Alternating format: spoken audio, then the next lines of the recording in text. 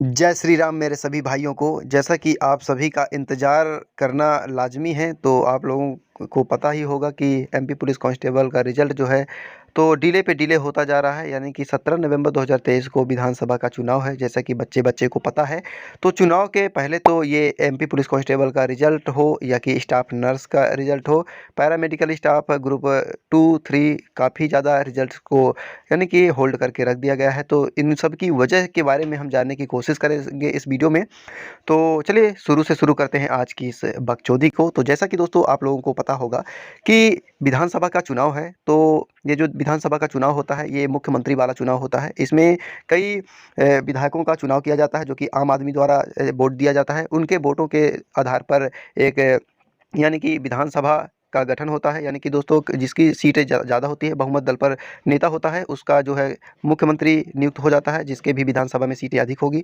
तो दोस्तों मैं आप लोगों को बता देता हूं कि विधानसभा का चुनाव 17 नवंबर को है। 17 नवंबर के पहले यानी कि एमपी ईएसबी जो कि रिजल्ट है एमपी पुलिस कांस्टेबल का जारी नहीं हो सकता है। अब मैं इसका जो रीज़न बताता हूँ, बिल्कुल एकदम टू द पॉइंट रीज़न है। रीज़न जान लीजिए कि रीज़न क्यों नहीं रिलीज होगा।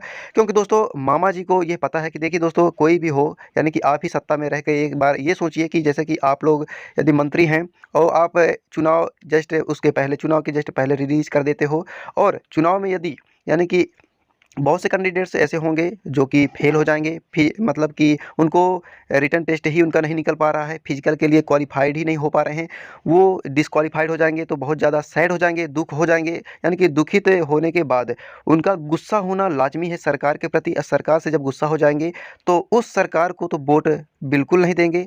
जैसा कि आप लोगों को पता ही होगा, तो गुस्से में इंसान कोई भी निर्णय ले सकता है, परंतु वो निर्णय उस इंसान को अपना वोट नहीं दे पाएगा।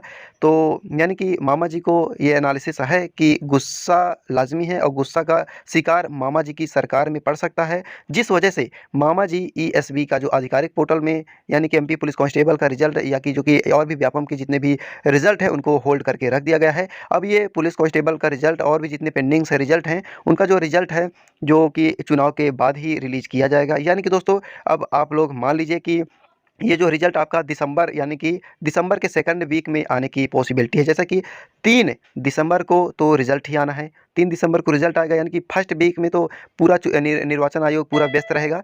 व्यस्त होने के साथ साथ यानी कि बहुत ज़्यादा प्रेशर रहेगा।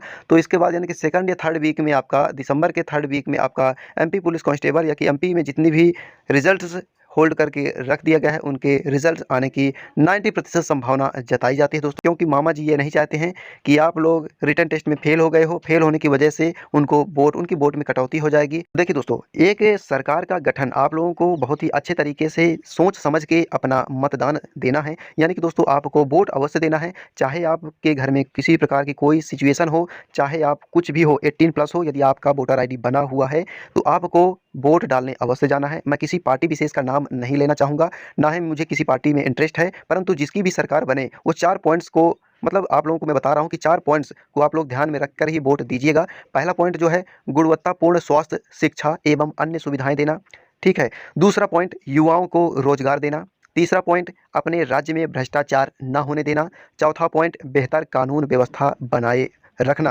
यदि कोई सरकार इन कामों को पूर्ण करने में विफल होती है तो वह सरकार अधर्मी है, वो सरकार को आपको चुनाव नहीं करना। ये चारों टर्म्स एंड कंडीशन यानी कि कह लें या कि 4 पॉइंट्स यदि आपके माइंड से कोई सरकार फॉलो करने के योग्य है तो आप लोग अपना कीमती वोट उसी सरकार को दें। मेरी आप लोगों से यही विनती है। तो चलिए दोस्तों, आज के लिए बस इतना ही। थैंक्स फॉर वॉचिंग दोस्तों।